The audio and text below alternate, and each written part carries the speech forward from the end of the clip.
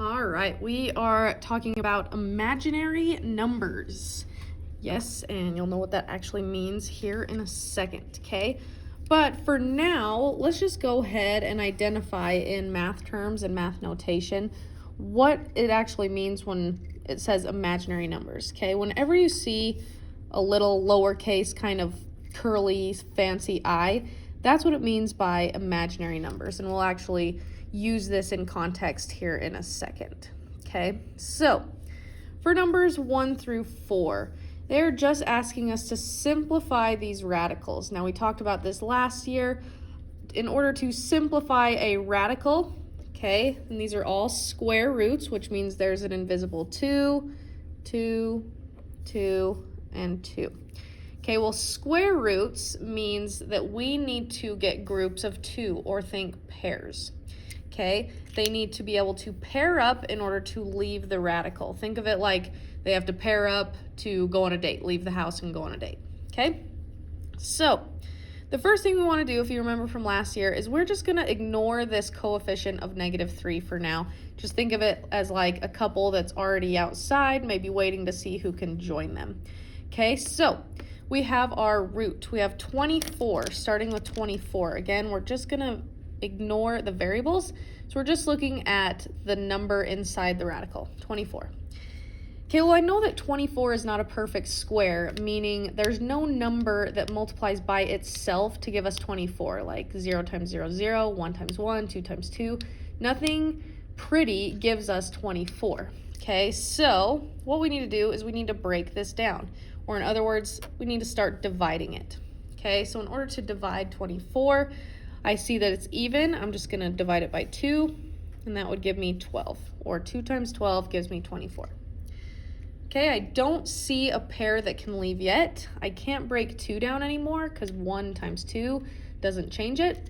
So I'm going to break down 12. Again, it's even, so I'm going to do 2 times 6. Okay, now automatically I see a pair that can leave, right? I see that these 2's can leave, but I'm going to go ahead and break 6 down, see if there's any other pairs that can leave. Okay, well, the only way I can break 6 down, other than 6 and 1, which again wouldn't change it, would be 2 and 3. 2 times 3. Okay, well, 2 times 3, those guys can't pair up. So the only number that could pair up and leave was this 2. So how we're going to write this, we had our -3 that was already out front, and it's being multiplied to the one couple of 2's. Remember, when they leave, they create one couple. Okay, that's why we only write one of the 2's.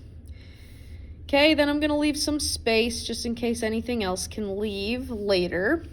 But as far as the numbers goes, we have a 2 and a 3 that were left inside. Okay, well, we multiply those guys. They turn back into the 6. We're not going to write 2 times 3, right? Because 2 times 3 is just 6. Okay, so we figured out with our number what can pair up and leave. We broke that down a little bit. So now let's talk about our variables. Okay, so first variable I want to look at is m cubed. So that means I have m times m times m. Okay, well, again, the variables have to follow the same rule. They have to pair up in order to leave. So I can make one pair of m's. Okay, remember, one couple that gets to leave, but then one of the m's has to stay inside. Okay, awesome. And we're going to do the same thing with our n cubed. So now I have n times n times n. And same thing, 2 of them can pair up. They create one couple of n's, and then one n has to stay inside. Okay, so let's go ahead and simplify this guy down. What is our final answer? Okay, well, we're not going to leave -3 times 2. So we're going to multiply those guys together. We get -6, and then one m and one n that got to leave. And inside our radical, 6 and an m and an m, and an n, excuse me. And there's our final simplified radical. Okay, it's not pretty. Like I said, it's not a perfect square root, so you just have to figure out what can pair up and leave your radical. Okay, So let's do that again with number 2. Again, there's always that invisible 2 when it's a square root, so we want pairs. Okay, so the first thing we want to look at is our 180. Okay, and I don't think 180 is a perfect square. I can't think of any number that multiplies by itself to give us 180, so let's go ahead and just break it down. Okay, so we have, it ends in a 0, so I can do 18 times 10. Okay, I don't have a pair yet, and I can keep breaking both of these guys down. So 18, I'm actually going to do 2 times 9. So now I have a 2, a 9, and a 10. Okay, well, let's break down 10, 2, and 5. Okay, so I automatically see that there's a pair of 2s that can leave, and then a 9 and a 5. Okay, well, we can break 9 down some more, and 9 is actually one of those numbers we really love because it gives us 3 times 3. And there's another couple that got to leave, and 5 we can't break down, so 5 is the number that's left inside. Okay, so let's go ahead and write that out. Okay, remember we had a -7 that was already out front, so -7, that's like the friend who's waiting to see who can come. Multiplied by the couple of 2s, they created one couple. Multiplied by the couple of 3s, they created one couple as well. And then I'm going to leave a little space. And what was left inside my radical was the 5. Okay, beautiful. Now the only thing I have to worry about are my variables. So let's start with our a's. Okay, so I'm going to write it down here. We have a to the 4th, so a times a times a times a.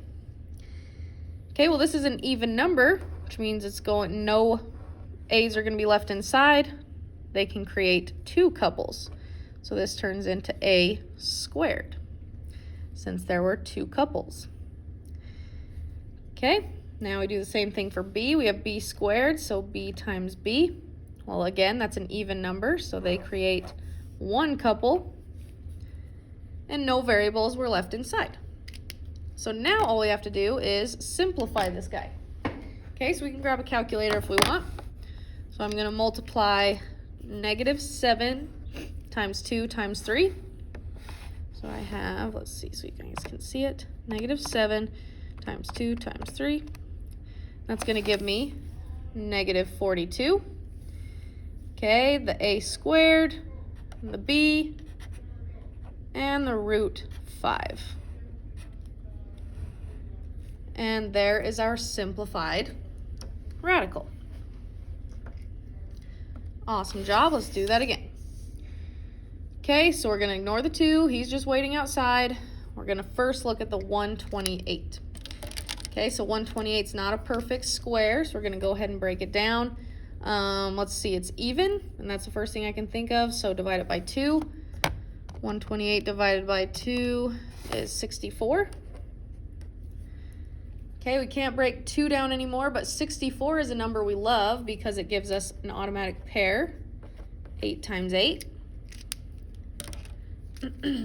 So we see that the 8s can pair up and leave, but then 2 is all that's left. Okay, so we can write this. Our 2 was waiting outside, multiplies to that 1 couple of 8 that got to leave. There might be some other things that can come out, so we're going to leave ourselves some space. And then the 2 was left inside. Okay. Now I just have to worry about my variables. So I have a to the 4th. So again, a times a times a times a. And I'll show you kind of a shortcut so we don't always have to keep writing it out here in a second. Okay, but for now we can see that there's 4 of them. It's an even number. So they can all pair up. They create 2 couples, so a squared. And then we have b to the 4th, which is actually going to do the exact same thing. We have 4 b's, even number, so they can all pair up. And they also create 2 couples. Okay, so now we just need to simplify this guy, make him a little prettier in our answer. So we just need to multiply our coefficients. 2 times 8 is going to give me 16. A squared, b squared, and the root 2 was the only thing that had to stay inside. Beautiful. Alrighty, number 4. Okay, so again, we're just going to start by focusing on the number inside the radical. So we can break 20 down. 2 times 10 would give us a 20. 2 we can't break down anymore, but I can break 10 down to 2 times 5. Okay, now it's all completely broken down, so I can see that the 2's can pair up and leave. The 5 is left over. It'll have to stay inside. Okay, so we had a -4 that was waiting out front. He's going to multiply by the 1 couple of 2's that got to leave. And let's see what's going to happen with our variables, but our 5 was left inside the radical. Okay, now with my variables, I have u cubed. Okay, so this is u times u times u, 3 times. This is an odd number, which means we're going to have 1 always is left over. Okay, so they can create 1 couple, but 1 u had to stay inside. Let's do the same thing for v. V to the 4th. 1, 2, 3, 4. So again, it's an even number, so they all can pair up. And they create 2 couples, so v squared. Okay, now we can just simplify this guy. Multiply your coefficients. We get -8. 1 u got to come out. 2 couples of v got to come out. And the 5 u had to stay inside.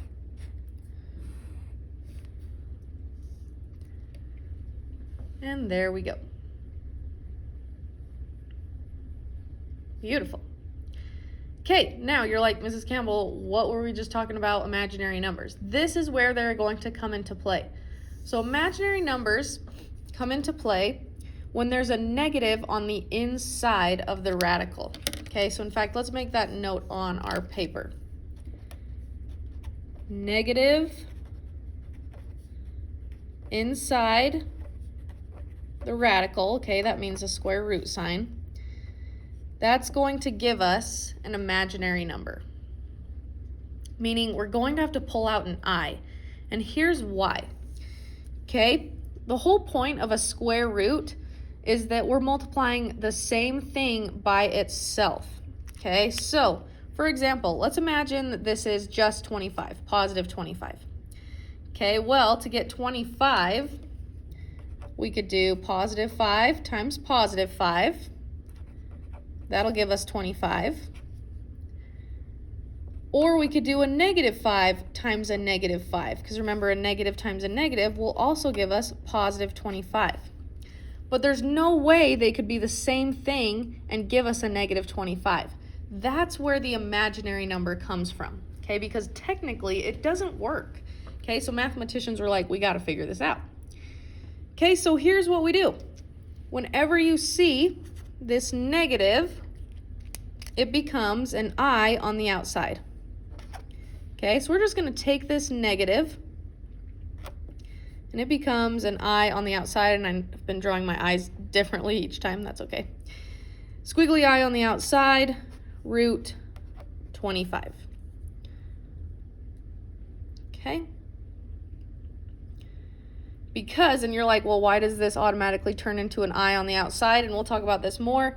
This is also a super important note. I is equal to -1. Okay, because what this is saying technically is -1 times 25. Okay, so we just take out that -1, it turns into the I outside. Okay, so now we can go ahead and simplify root 25. We took the I out, let's just simplify root 25. Well, the square root of 25 is one of those nice numbers. It gives us an automatic pair. Okay, nothing's left inside the radical. So we actually write this as 5i. Okay, and I know we pulled the I out first. We usually put the coefficient, meaning the number, in front of the I. So 5i. Because that 5 would leave. And there we go. Nothing had to stay inside my radical. Okay. Alrighty, so let's try that again. A little weird. So again, we have a negative inside our radical, which doesn't make sense. So what we do is we take the negative, and it becomes an I on the outside. Now we have positive 99. Okay, well 99 is not a perfect square, so we're going to need to break it down or divide it. I can do 9 times 11. Okay, and 11 I can't break down anymore, but I can break down 9. We'd get 3 and 3. Okay, so these 3's get to pair up. They come to the outside and multiply by that I. And then the 11 is what's left on the inside. So final answer would be 3I, because the 3's got to leave, root 11. The 11 had to stay inside. And that's it. You pull out the I and you basically treat it the exact same as the ones we've been doing. Okay, so let's do 2 more. Okay, so this time we already have like a friend waiting outside, but then we also have this negative. Okay, so first step, let's pull out the negative. Okay, so this becomes 2I, okay, the 2 that was already out there, then the I we pulled out because of the negative. Now we have positive 140 x cubed. Okay, which we can just break down like everything else we've been doing. Okay, so start with your number, then we'll worry about the variable. This can be 14 times 10. Okay, let's break down 14. I can do 2 times 7. 10, I can do 2 times 5. Okay, those are all completely broken down. So I see that the 2's can pair up. Okay, they create one couple of 2's. It gets to multiply to what's out in front. And then the 7 and the 5 both had to stay inside. Okay, so what this becomes is 7 times 5. In fact, I'll write it over here. We'll do our final answer over here. 7 times 5, which is going to give me 35. And you're like, whoa, that's a big number. You sure we can't break that down anymore? Yep, we couldn't break it down to get out any pairs that could leave. So 35 is left inside. Okay, so we had a 2 that got to come out, 2 that was already out, and then the I that we pulled out. Okay, so now we need to worry about our variables. So we have x cubed, which is x times x times x. It's an odd number, which means there's going to be one guy left out. So we got one couple of x's that got to leave, one x that had to stay inside. Okay, so we can simplify this guy, multiply your 2's together. This becomes 4i and an x, and you can write that 4xi as well, kind of doesn't matter. Root 35x. And there we go.